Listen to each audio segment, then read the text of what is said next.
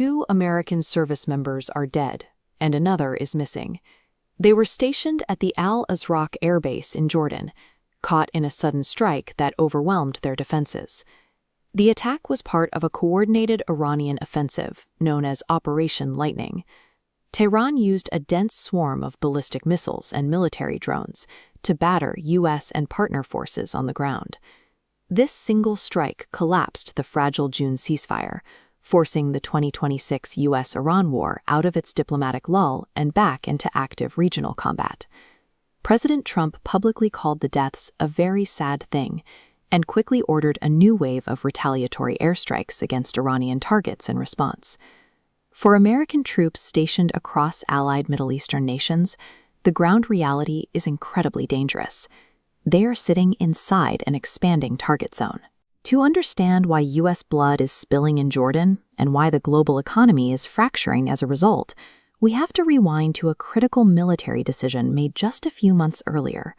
What began as a highly targeted mission has mutated into an uncontrollable region-wide crisis.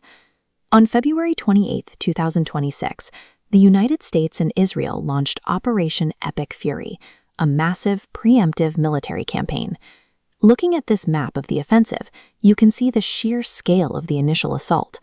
Roughly 2,000 coordinated strikes hit military and nuclear facilities across Iranian territories simultaneously.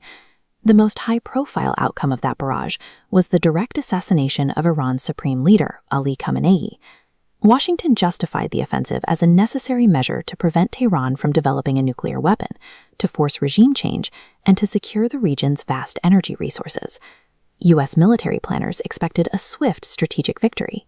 Instead, deploying overwhelming conventional force triggered a volatile chain reaction they are struggling to contain.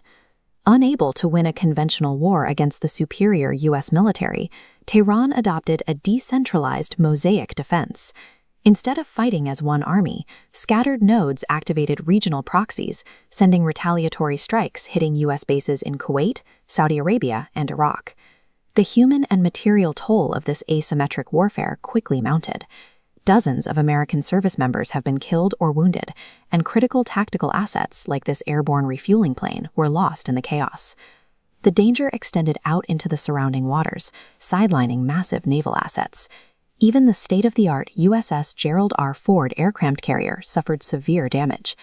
Because there is no single, centralized target to destroy, the U.S. military is caught fighting an endless loop of decentralized, unpredictable attacks.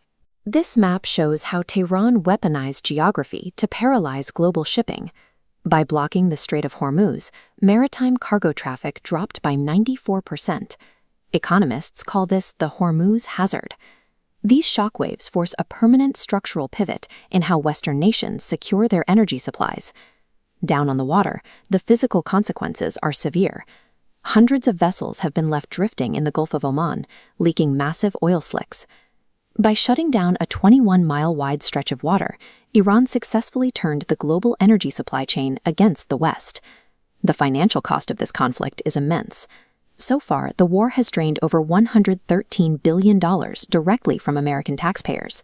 But the ripple effects hitting domestic stability are worse. With oil nearing $200 a barrel and fertilizer shipments halted, food production costs are skyrocketing. This translates directly to a severe surge in inflation, pulling money out of the average American's wallet every time they fill up their gas tank. In a midterm election year, managing this war-driven inflation has rapidly become the most urgent domestic threat facing the White House. What began as a targeted tactical strike in February now dictates the price of bread and fuel in every U.S. zip code, trapping the nation in an expanding economic and military black hole.